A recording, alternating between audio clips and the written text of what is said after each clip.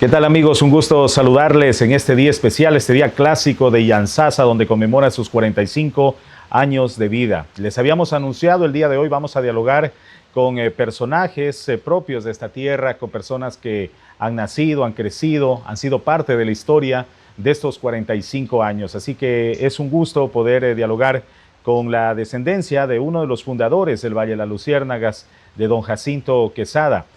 Nos acompaña en esta entrevista su hijo Héctor Quesada, como también su nieta, la abogada Glenda Quesada, con quienes vamos a dialogar un poco de esta historia, de lo que ha sido la evolución del Valle de las Luciérnagas y sobre todo lo más importante de cómo se creó esta hermosa ciudad.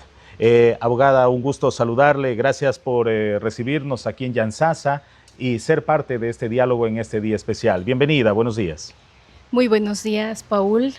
Agradeciéndole a este medio de comunicación por dejarnos hoy informar y hablar un poco y rendirle un pequeño homenaje a mi abuelo Jacinto Quesada, que fue un visionario, una persona humilde, que nos dejó un legado y una gran lección, una ilusión de formar un pueblo donde una tierra que lo enamoró. Como dije, muy buenos días a todos, un abrazo fraterno a la provincia de Zamora Chinchipe.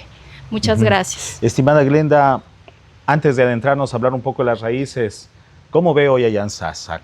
¿Cómo concibe este cantón de la provincia que justo hoy está de aniversario?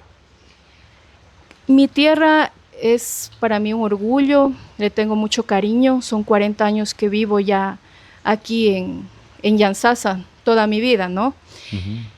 Su gente pujante, trabajadora, emprendedora, ha hecho que igualmente nosotros como hijos siempre, todos los días luchemos, trabajemos y sobre todo el conocer, o mejor dicho, el haber conocido a mi abuelo, toda su visión, una persona humilde, trabajadora, de que nunca se dejó, nunca fue conformista. Entonces, como le dije, encantada de vivir en mi tierra, encantada de saber sus principios, su legado.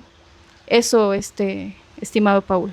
Muy bien, estimada Glenda, gracias. Queremos saludar a don Héctor. Don Héctor, gracias, buenos días por recibirnos también. Don Héctor es uno de los hijos de don Jacinto Quesada y queremos que nos hable un poco de él, don Héctor, de ese legado que don Jacinto dejó. Vemos en las páginas de la historia que ha sido uno de los fundadores. Coméntenos sobre los inicios de él, cómo llegó acá y la familia que conformó. Don Héctor, buenos días, bienvenido. Buenos días, mi querido y estimado Paul. La verdad que me siento muy alegre de tenerlo aquí en nuestra tierra. La verdad que primera vez es mi oportunidad de estar junto a usted. Lo he seguido, lo he escuchado, lo he visto en su radio, Café Radio, que sale desde Zumba. Muy amable. Y como le digo, muy gustoso. Contestando a su pregunta, pues la historia de nuestro padre, que fue una lucha muy ardua en sus tiempos. Él nace en el año de 1917 en el barrio Cuchil, perteneciente al cantón Sixi de la provincia de La Suay. A su corta edad de 12 años, queda huérfano de su madre. Fallece su mamá y queda, se puede decir, solo porque su padre normalmente salía al trabajo, etc.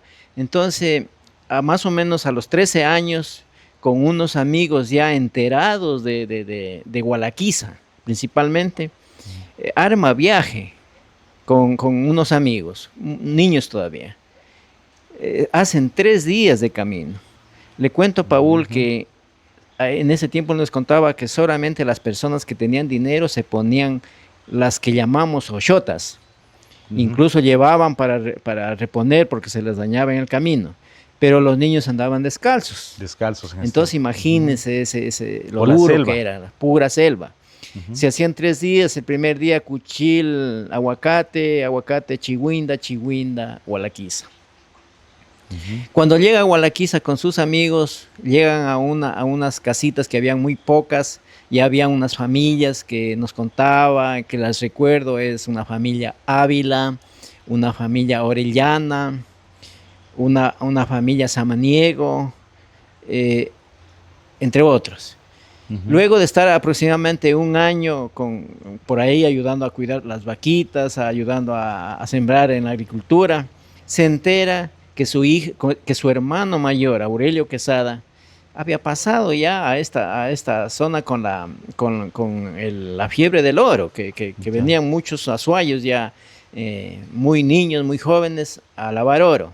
Entonces él emprende con unos amiguitos igual jóvenes, digamos no tan jóvenes porque tenían apenas 13, 14 años, Claro. adolescentes. Ujú. Entonces emprenden viajes, se consiguen unos amigos chuaritas que los guíen, que los lleven en la canoita, así vienen de tambo en tambo, lo que se dice, y lo encuentra a su hermano aquí en Muchimi. Ahí Ok. Se encontraron se con el encontraron hermano. al tiempo. Entonces ahí ellos hacen sociedad y comienzan a lavar el oro, porque el hermano ya sabía. Mi papá comenzaba recién este trabajo. Esa rutina la llevaron sobre el río Zamora y el río Nangariza. Esas dos eran las rutinas normales.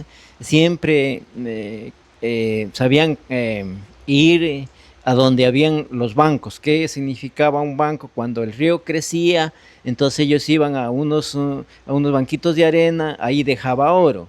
Terminaban de lavar ahí, luego buscaban en otro lado, hacían sus chocitas, claro, ahí vivían 15 días, un mes. ¿Cómo aguante ese banquito? Porque ellos sacaban mínimo 5 gramos. Decía que siempre sacaban de 5 a 10 gramos, era bueno. Cuando era menos, ya no les resultaba. Ya. Esa era la historia que nos contaba.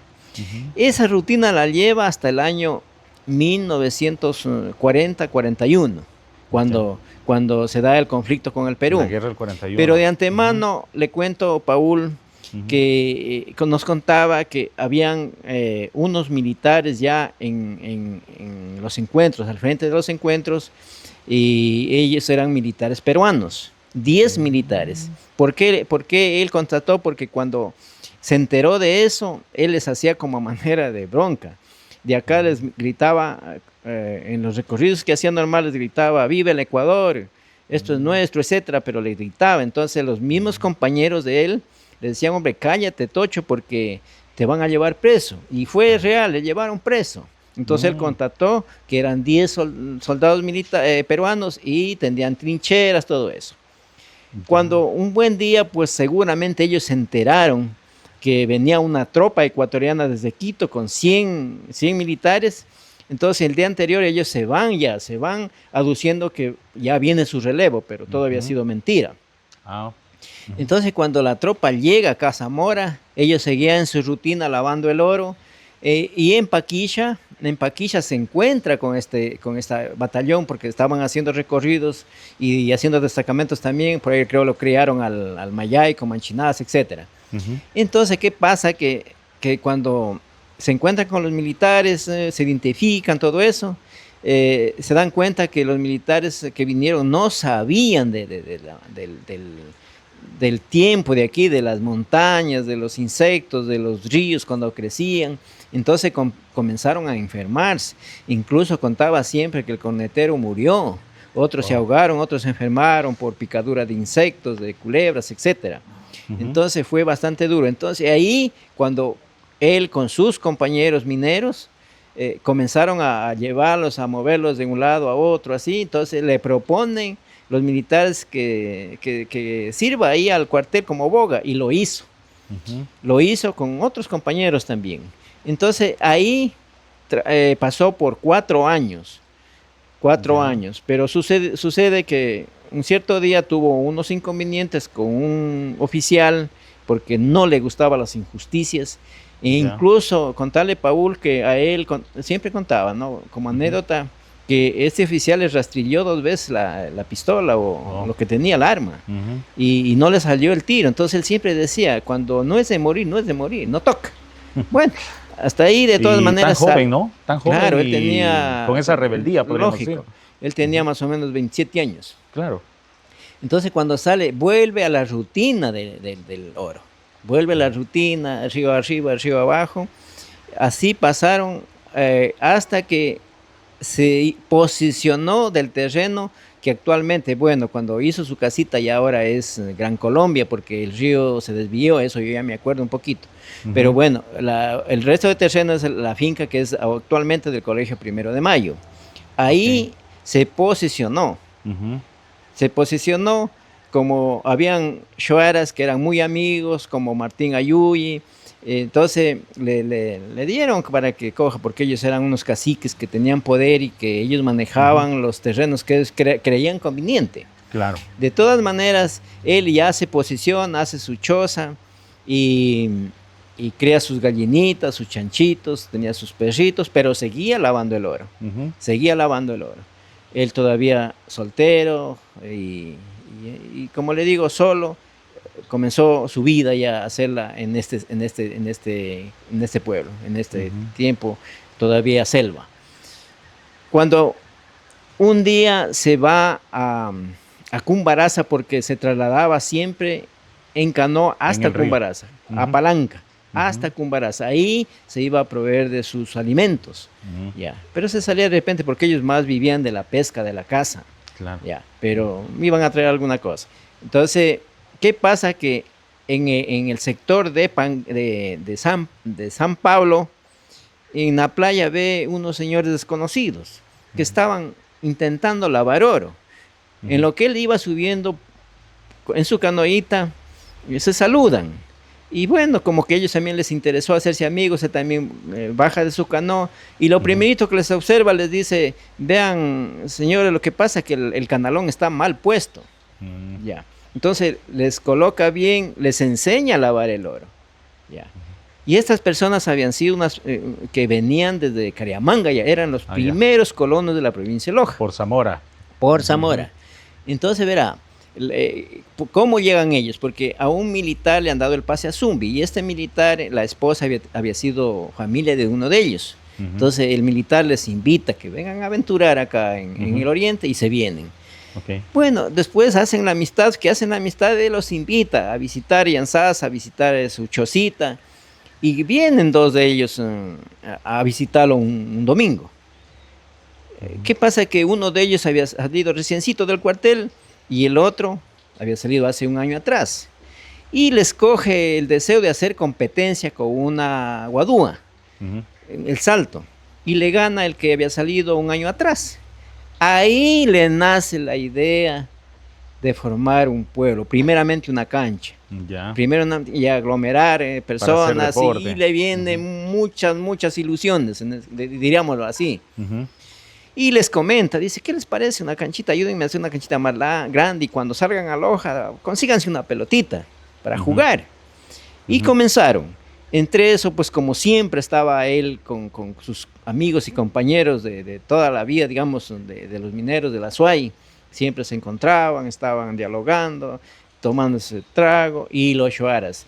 Él tenía todas las costumbres shuaras, la alimentación, todo lo que es el idioma, sus costumbres, entonces incluso que nos enseñó a nosotros. Él hablaba shuar. Hablaba shuar, hablaba bienísimo shuar, porque tenía yo oportunidad de llevarlo a las fiestas, sobre todo de shuaras que hacen los cantones, entonces él se sentía contento, hablaba, les pedía una chicha, les pedía un pescado en shuar. Entonces le gustaba mucho recordar esos tiempos.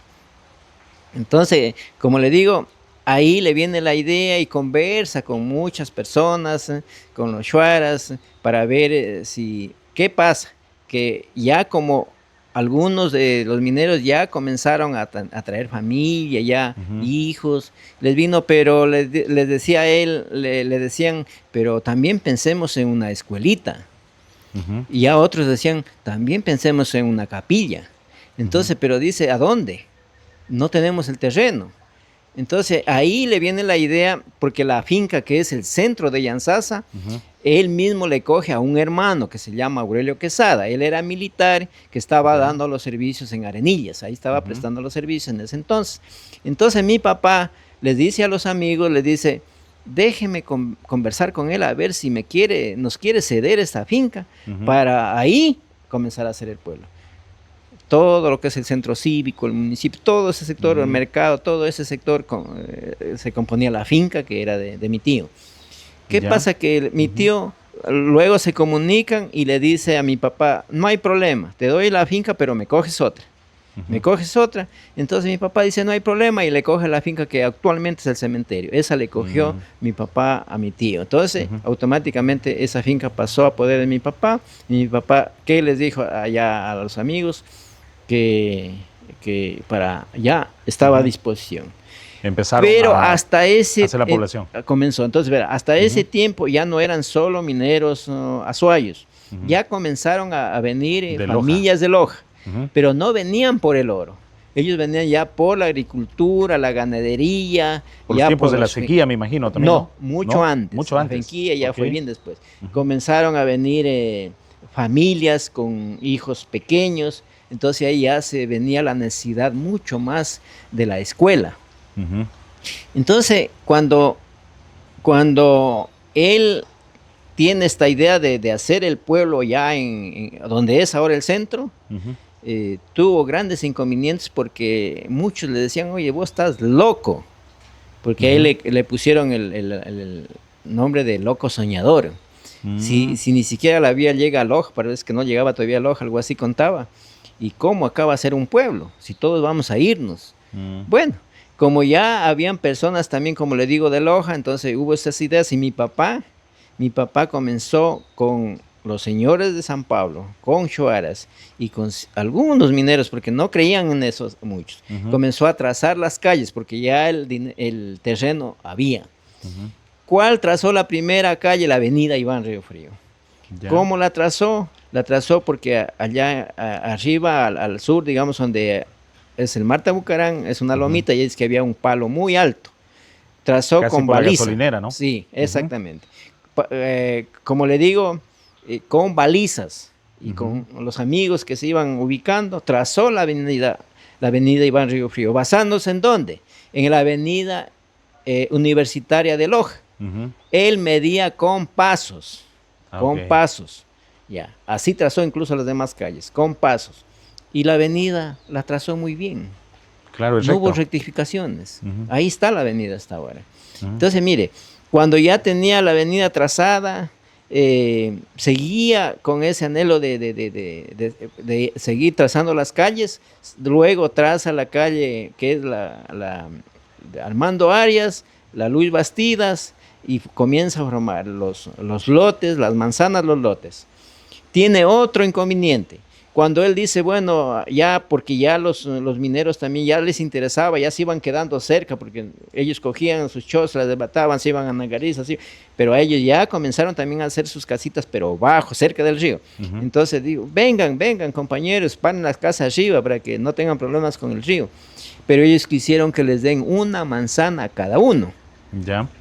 Entonces mi papá decía, pero ¿qué van a hacer con tanto terreno? Uno de ellos le contestó, según decía, en una esquina le pongo mi casa, la otra la pecera, la otra el gallinero y la otra la chanchera.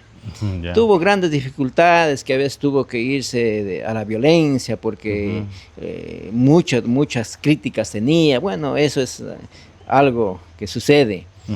Cuando él ya comienza a entregar los lotes, hasta eso, como le digo, si yo me permite, le voy a dar lectura, por ejemplo, de los primeros, de los mineros que vinieron de la Azuay, todos en ese tiempo, hasta que comenzaron a las construcciones de las casitas. Por ejemplo, está don José Arcentales, está Albino Romero, Honorio Arias, Segundo Loja, Calixto Tenechagua, está Zoila González, Luz Escaleras, Luis Chuba, Celso Torres, Segundo Pinto, Luis Salinas, Vicente Nugra, Roberto Carrión, Celina Zucchi, Pancho Sagobay, Celestina Jiménez, Clodoveo Villavicencio y otros más. Y asimismo, como le digo, las personas que ya vinieron de Loja, ya iban ingresando ya acá a hacerse dueño de su lotecito, y los primeros que pararon las casas, ya en la entrada unas casas buenas, por ejemplo, ya digamos en ese tiempo, por ejemplo, estuvo don Víctor Barba, don Benjamín Cabrera, estuvo don Leonilo Apolo, don Wilson Arias, estuvo don Armando Arias, y entre otros Segundo Pinto. Entonces, entre otros, ellos son los que primero pararon sus casitas. Y los señores que vivían a las riberas, tenían sus fincas a las riberas, tanto de un lado como del otro, y como le digo, hicieron la escuelita. La escuelita la iban formando, tuvo un gran problema con el Monseñor Jorge Mosquera. ¿Por qué? Porque el Monseñor Jorge Mosquera quería que la iglesia sea construida en el Bordo. ¿Por qué? Porque él tenía su hacienda en el Pangui y quería pasar en su canoa motor, daba la misa y seguía su ruta. Pero mi papá dice, no, pues con el río no se juega, es peligroso, entonces quería al fondo. Pero como le digo, él tuvo que acudir en ese entonces a la presidencia del municipio de Zamora, que en ese entonces era don Antonio Reyes, según contaba, y él le apoyó, le dijo, no, tenemos que ser al fondo, y bueno, ya con la gente, con las mingas, se construyó la iglesia, la escuela de igual manera. Por ejemplo, el primer profesor que dio clases aquí fue el profesor Remigio Coronel. Él fue pagado justamente por el municipio de Zamora. Y el primer profesor ya que vino por el Ministerio de Educación fue el profesor Manuel Bejerano. Entonces, incluso yo tengo aquí los primeros alumnos que asistieron. Está Telmo Tinitana, Leonardo Vega, está Eliezer Puyaguari, Rosa Maza, Leonardo Pinto, está Juan Tenechagua, está Manuel Tenechagua, Rosario Salinas, Leonardo Quesada, Gerardo Salinas, entre otros, también Margarita Morocho. Entonces, como le digo, es importante porque incluso todos ellos viven. Viven todavía los primeros alumnos, pero nunca se los toma en cuenta, es algo raro. Por ejemplo, también tengo los vecinos Shuaras, Bueno, Ayuyi ya conocieron la siguiente generación y la otra que ya lo conoció, pero también habían, por ejemplo, Martín Ayuyi vivía en el barrio que es La Delicia, a la cabecera de la finca de mi papá. Entonces, por ejemplo, ahí estaban los vecinos Martín Ayuyi, por la Floresta Alto estaba una familia Samagashi, siempre eran los líderes ellos. En La Yona vivía la familia Shacay, en Pidaliza vivía la familia Guachapá, en Pitá familia Nayape, Los Hachos vivía la familia Ancuash. Esos eran los vecinos de mi papá. Apellidos que aún persisten, ¿no? Persisten todavía. Su descendencia. Sí, todavía que están en este caso. Sí, eso, Paul, lo que podría más o menos, si tal vez podía acotar algunos casos que nos encontraba, porque tengo también, por ejemplo, los primeros colonos que vinieron de Loja. Por ejemplo, estuvo la familia Arias, estuvo la familia Cañare, la familia Guayas, también vino pronto, también la familia Chamba, la familia Villamagua, la familia Morocho. Sí, todos ellos ya vinieron de la provincia de Loja. Muy bien, una parte de la historia, estimada Glenda, no sé si usted nos podría comentar, ¿dónde conoció a su abuelita, don Jacinto, y cuál es la descendencia que tuvo? ¿Cuántos hijos tuvo? Si nos puede comentar esa parte.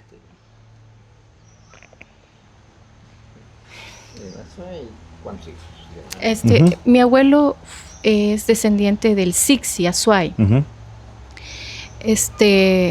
Son 4 hermanos, ¿no? 4 hermanos son Jaime Quesada, Héctor Quesada, Benigno Quesada, Leonardo Quesada. Mi abuelita la conoció ella vino cuando llegaron los señores de Cariamanga. Ella es de Cariamanga.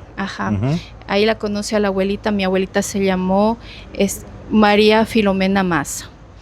Eso es, querido Paul. Y ese encuentro de familias Azuay, Loja. Exacto. Y se crea una nueva generación aquí en Yantzaza. Es algo muy sorprendente, como yo estaba joven, pero ahora que lo pienso, mi abuelo fue una persona muy visionaria. Hasta los últimos días de su vida fue muy, siempre enterado de la actualidad, preocupado de su cantón, tenía muchas opiniones que, sin tener estudios, porque él me dijo que nunca había pisado la escuela, tuvo una visión y se dejó llevar por la intuición de esa ilusión se enamoró de esta tierra y quiso que la gente tenga un pueblo lleno de bienestar, ser felices en esta tierra. Eso era él dijo, aquí hay mucho futuro, lo vio así. Él vino primeramente por el Orito y siempre estuvo atento a los acontecimientos, consciente, y sus opiniones ahora lo veo que, o sea, para el futuro son muy, muy claras. Cuando estuvo en vida, su forma de pensar, ahora que lo veo, digo yo, que estoy en el futuro, él ya se adelantaba a los hechos. Entonces, ese legado nos queda a la familia.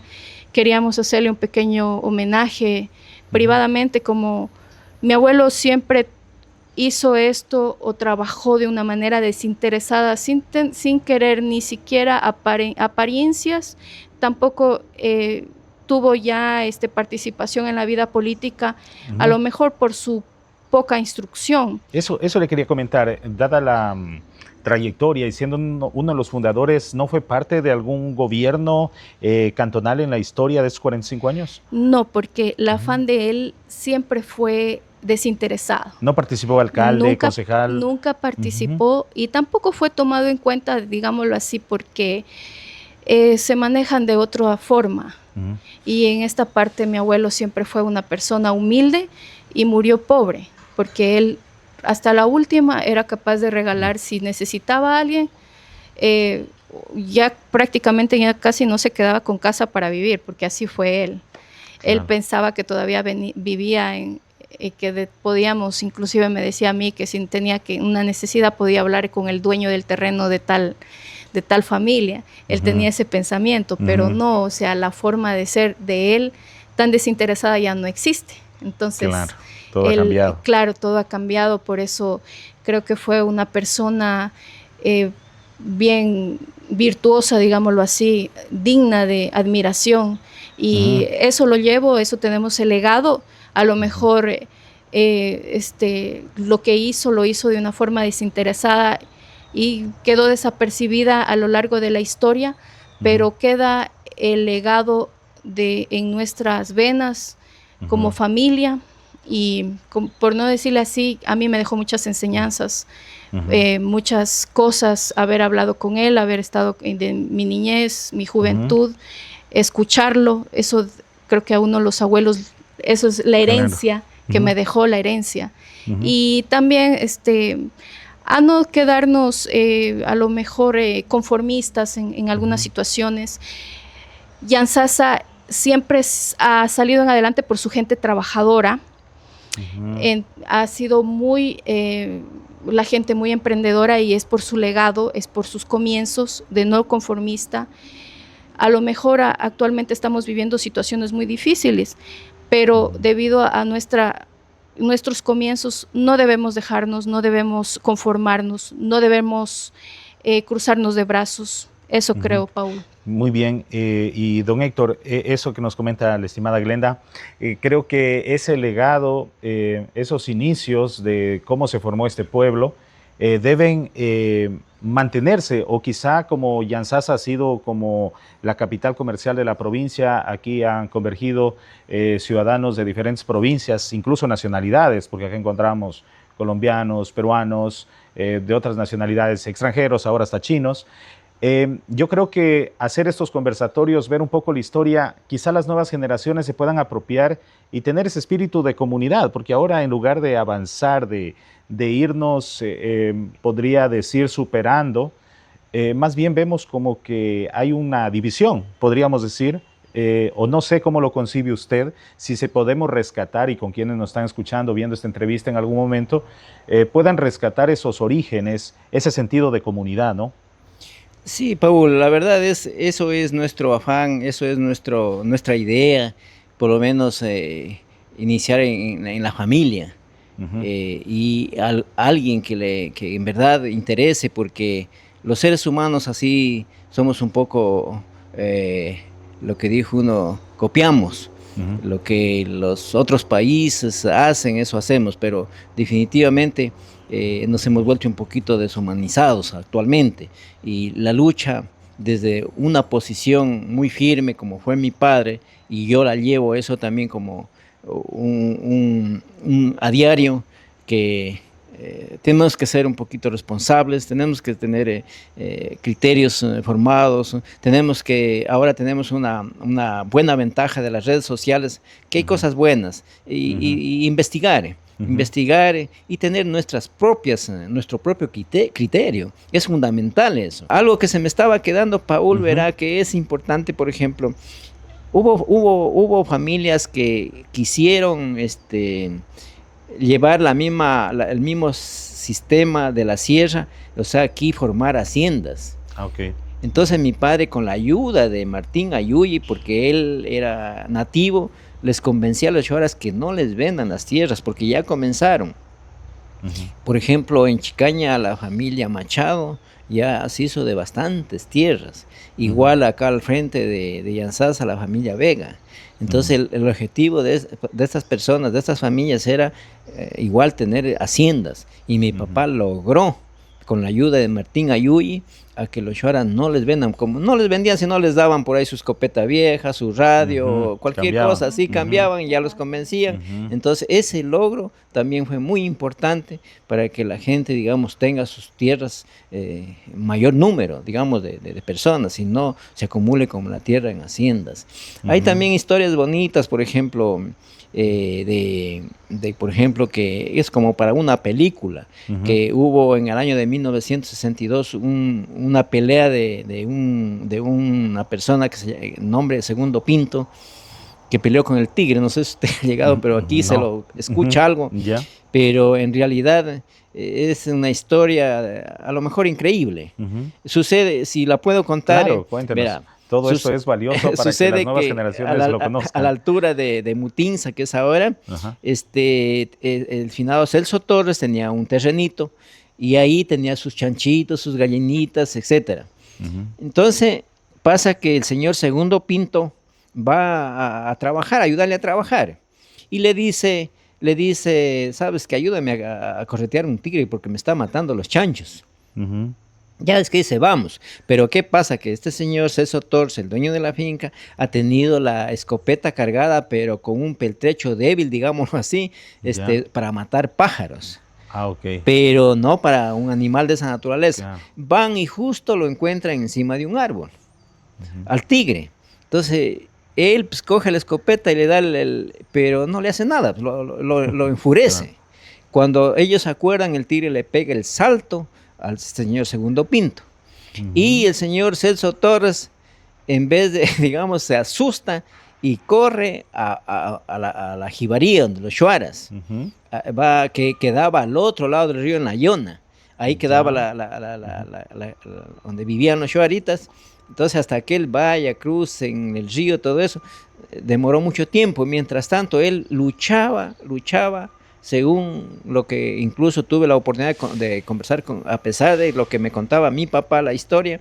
Me conversó recientemente un hijo que vive aquí en Yanzasa, y me dio un criterio, digamos, para la verdad que es. Entonces, mire, lucharon por 1 hora.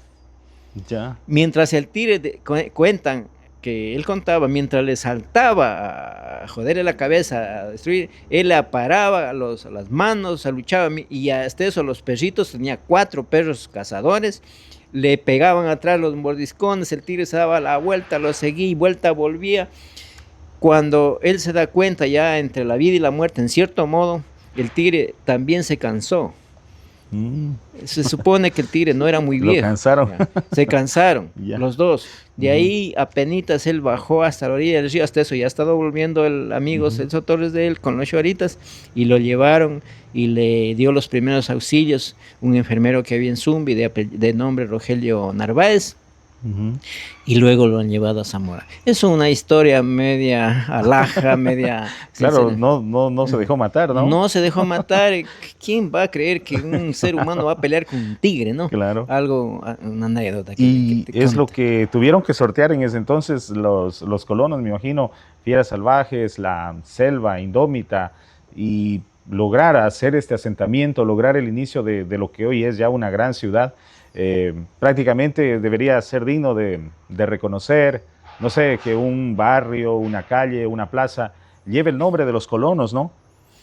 O sea, sería totalmente importante, porque como ya le digo, los hijos de los colonos que tienen nuestra edad o a lo mejor un poquito mayores, hay muchos aquí, muchos, y ojalá yo tenga la oportunidad, y yo creo la voy a dar esa iniciativa para reunirlos a ellos y ver qué se puede hacer, más quizá tomarse un cafecito Para con conversar, tamales y sí. conversar, porque cada uno tiene su historia. Sí, sería Y bueno es que las una- nuevas generaciones lo conozcan, qué sé yo, todo se puede hacer ahora, ¿no? Con los concursos que hay en fiestas, que se hacen los populares sainetes, ir recreando esas historias para que no mueran. Qué bonito sería, Paul. Ujú. Eso sí nos falta bastante en nuestra cultura. Yo veo, por ejemplo, en otros lados siempre está el recuerdo, está la tradición. Aquí ya no existe eso. Y eso es algo, porque aquí también hay la raza Shuar, están los araguros, que Claro. luego vinieron, y hay bastante. Y también hay afroecuatorianos. Entonces, mire, hay colombianos, hay venezolanos, hay chinos. Entonces, a lo mejor, mire... Se está perdiendo ellos la tienen- identidad. Claro, ellos también tienen sus identidades que se la pueden demostrar, pero no se hace, pero falta algo, falta. Yo, a lo mejor serán las autoridades, serán los colegios, no sé, pero algo falta. Hay que ir creando esa incidencia desde los medios de comunicación también, generando esa expectativa. Don Héctor, estimada Glenda, gracias por compartirnos parte de esta historia. Seguiremos conversando sin duda, y les invito para que ustedes también nos ayuden a identificar a todas estas descendencias y seguir conociendo más de la historia de este bonito cantón que hoy está cumpliendo los 45 años. Quiero dejarles con ese mensaje final, si algo se nos quedó pendiente, pues, y gracias por abrirnos las puertas de su casa. Bueno, muy agradecida, como dije, Paul, por la entrevista. Ha sido un día muy ameno. Recordar a Jacinto Quesada, recordar a un hombre humilde, con tradiciones shuaras, lleno de muchas anécdotas, historia. Una persona, como dije, llena de valores, que hizo de su intuición e ilusión posible el nacimiento del Valle de las Luciérnagas, Yanzasa. Entonces, eso, me quedo con eso. Esos son nuestros inicios. Espero que todo fluya, todo mejore. Las situaciones que estamos pasando actualmente, de un poco de dolor y de mejore la situación. Que Yanzasa siga floreciendo, que nuestra comunidad siga o mejoremos la unión, así como nuestro legado, nuestros antepasados con sus mingas para organizar y hacer esta tierra posible. Nosotros unirnos no solo como cantón, como provincia, ser una sola. Eso, un saludo fraterno, muchas gracias, y que viva el Valle de las Luciérnagas. Que viva, claro que sí. Nos quedamos con el mensaje de don Héctor, finalmente, para toda la ciudadanía que nos está escuchando y observando. Gracias, Paul. Quería hacer un comentario. Yo no conozco Zumba, no conozco Palanda. Está invitado entonces. Tenía esa ilusión de conocer cuando la vía llegue. Y aprovecho esta oportunidad, Paul, porque su medio de comunicación llega bastante allá. Hoy nomás estuve conversando con una persona allá y me decía, sí, esa radio es la sintonizada. Entonces, me da mucha tristeza no poder cumplir mi objetivo, porque la vía no llega. Ya creo que va más de una década y está paralizada. Solo cuentos, solo ofrecimientos, lo que sigo, las noticias. Pero ojalá tenga la suerte de cumplir mi sueño, conocer esa parte de nuestra provincia, igual Oriente, una zona muy rica, muy ganadera, gente muy trabajadora, lo cual a todos les mando un saludo desde Yanzasa, y Dios quiera, como le digo, pueda conocer todas esas lindas tierras de nuestro Oriente. Por otro lado, agradecer mil veces, Paul, por darnos esa gran oportunidad de salir en su medio de comunicación, un medio muy prestigioso a nivel de la provincia, a nivel internacional también. Así es, muchas gracias. A usted, estimado Héctor, al contrario, gracias, estimada Glenda, por abrir este espacio de diálogo, por contarnos un poco de esta historia. Son descendientes de uno de los colonos de Yanzasa y qué mejor celebrar estos 45 años.